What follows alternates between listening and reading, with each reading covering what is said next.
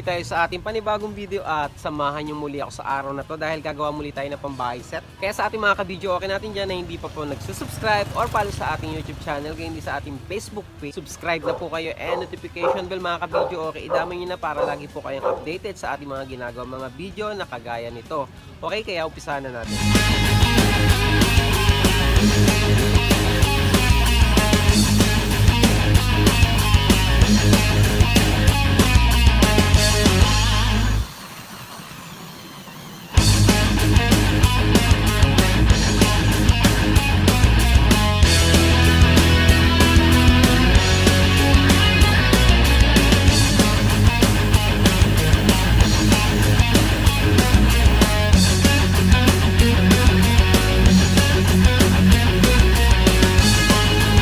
Sa ating mga sukat dito mga ka-video, okay? Dito sa ating pangharap, bibigay ko sa inyo yung ating mga sukat. So dito sa gitna na to, from gitna, at dito sa tabi, para sa ating Pro SW 1545 na crown, ang sukat po natin dyan, from gitna at dito sa tabi, ang sukat po niyan is 18 cm.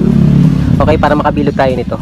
And then dito sa ating air vent, sa butas natin dito, ang sukat po niyan from gitna at dito sa tabi is 3 cm.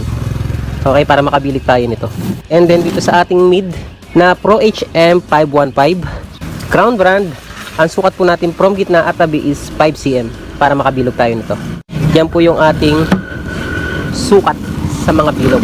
Okay, sa sukat natin mga ka-video, okay, para sa ating pambahay set, bali 4 pieces nito na sukat na to. Isang pangharap, panglikod at dalawang side, iisa po yung sukat natin dyan sa tabas. At ang haba nito, ito mga ka-video, okay, is 17.5 inches by 22.5 inches. Okay, yan po yung sukat natin sa tabas, sa likod at harap, and then sa dalawang side, iisa po yung sukat natin. 4 pieces yan at 2 pieces para sa itaas at baba ng ating box. Sa tabas po niyan, ang sukat po niyan is 17.5 inches by 19 inches. 2 pieces para sa itaas at baba. At sa dalawang box na gagawin natin ngayon, medyo kukulangin yung ating isang buong marin. Okay? Para sa ating dalawang box. Kakailanganin nyo pa ng 1/4. Okay? Or 2 pieces nito.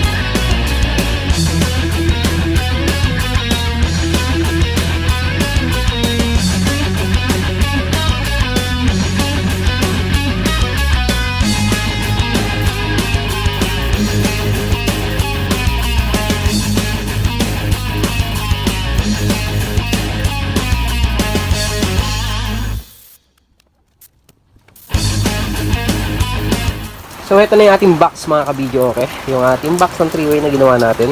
At ipakita ko muna sa inyo bago natin kabitan ng mga speaker.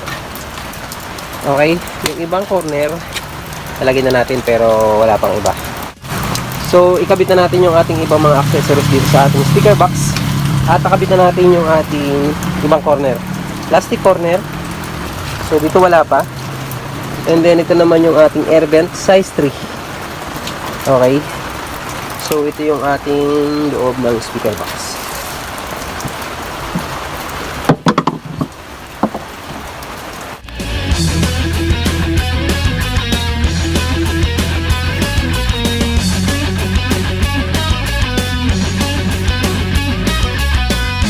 So ito naman yung ating dividing network mga kabidyo, okay? Crown brand CN 3600 3-way. Ayan, 3-way siya at 600 watts. So ito na siya ngayon. At nahinang na natin yung ating mga wire. So ipakita ko lang sa inyo.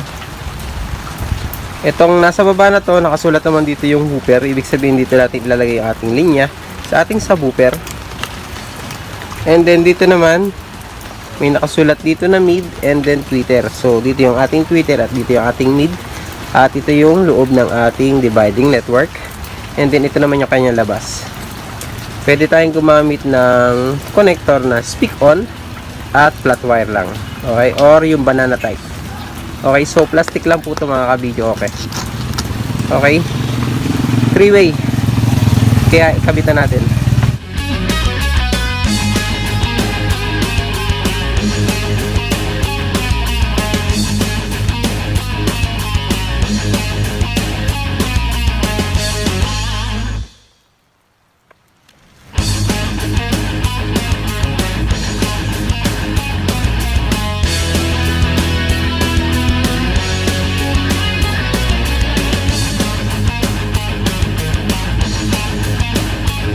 Na mga kabidyo, okay, nahinang na natin yung ating mga speaker at ipakita ko muli sa inyo yung ating loob ng speaker box. Ayan yung ating dividing network at yung ating speaker na subwoofer. Ang size ng ating speaker mga kabidyo, okay, is size 15 at Crown brand yung ating mga speaker na kinabit dito, Pro SW1545. Ang wattage niya is 300 to 450 watts at dual impedance or dual coil mga kabidyo, okay, kaya dalawa yung ating ginamit dito. Okay, sa isang terminal dito 8 ohms and then dito 8 ohms and then pinarallel natin tong kabilaan na to mga kabidyo, okay, yung ating dalawang terminal at ginawa natin 4 ohms. Positive nito kumonek sa positive dito sa kabilang terminal and then negative nito pumunta sa negative dito, okay, and then itong linya na to pumunta sa ating dividing network.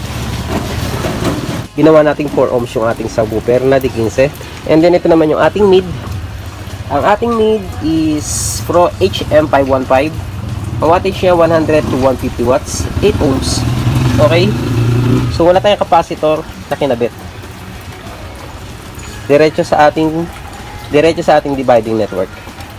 And then ito naman yung ating tweeter. Ang ating tweeter is HT104 150 watts, 8 ohms at wala ding capacitor. Okay? Kapag may dividing network, hindi na natin kailangan ng capacitor. Okay? Diretso po itong linya na to sa ating dividing network. So, yan yung ating linya dito. Sa ating 3-way. Ang ating dividing network, ulitin lang natin, 600 watts. So, isarado na natin.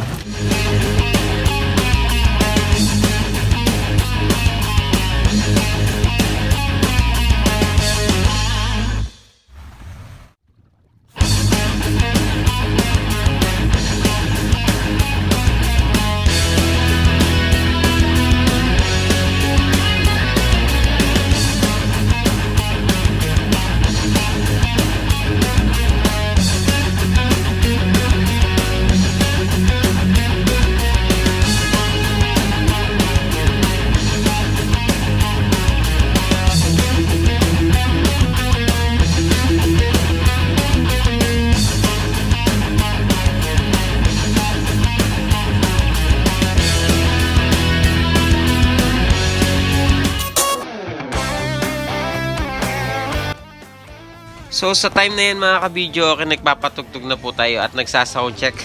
Yun nga lang ay in-upload natin kaya lang copyright, kaya tinanggal natin yung ating music, kaya background na lang yung ating nilagay. Pasensya na mga kabidyo, okay.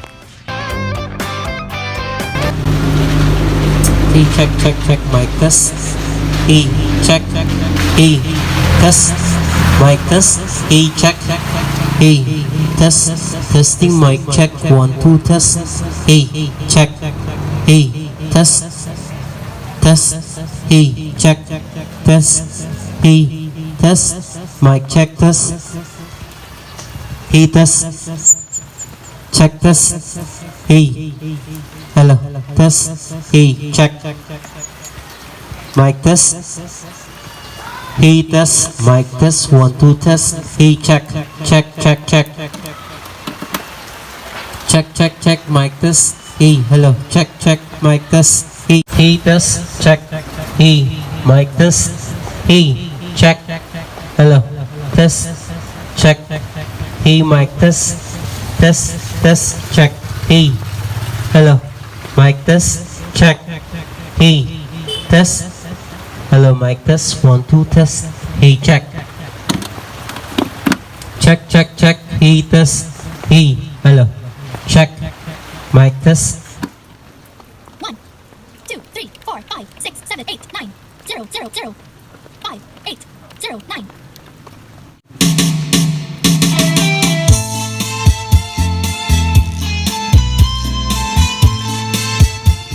So ito yung ating linya mga kabidyo, okay rito.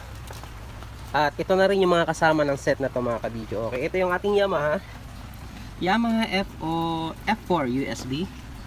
Meron tayong 4 channel at 2 stereo and 2 mono. And then dito sa mixer na to meron na po siyang echo or effects.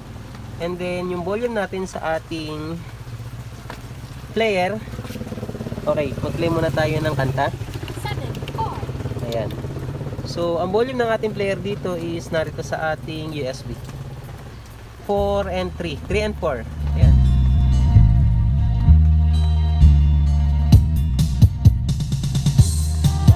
So yan yung volume natin sa ating player. At itong linya na to, 3 and 4 is ito yung galing sa out ng ating player. Okay, 3 and 4. And then itong main out pumunta sa ating amplifier na 735. Okay, main out, left and right. Kung mag-bluetooth naman tayo, kailangan lang natin pinutin to. Yan, ibig sabihin no, wala siya. So bluetooth. So yan yung ating mixer. And then ang ating player, Kapitan 2 Platinum. At ang ating amplifier is Sakura 735. Okay, ang volume natin alas 12 lang mga kabidyo, okay. Hindi tayo naglalampas ng alas 12. And then meron siyang kasamang microphone na bouncing microphone, SMC 708. Bouncing microphone mga kabidyo, okay. At ang ating heavy duty microphone cord, okay. Ang gamit natin ngayong PL at XLR is Rockstone. Heavy duty rin po ito mga kabidyo, okay. Okay, at ang ating cordon is trans. So dito tayo sa likod ng ating amplifier. Medyo madilim mga kabidyo, okay. Kasi nga masama ang panahon. Ito yung ating linya. Ang ating amplifier, ang wattage niya is 700 watts, 8 ohms. Okay, and then ito yung ating linya rito. Pro mixer, sumaksak sa A. Output or input mga kabidyo, okay. Input ang ating amplifier. Sa ating speak-on, ganito lang po kadali ang mag-linya o magsalpak ng ating speak-on. Ayan. Ganyan lang siya kadali i-install. So ayan ang video, okay, na soundcheck na natin itong ating pambahay set. At itong set na ito is para kay Sir Ernest Felicilda ng Binangonan. So kung magkano ang total price ng set na to, ang total price po nito is sumabot ng 36,800. Okay? So dito sa pambahay set na to is meron siyang amp box.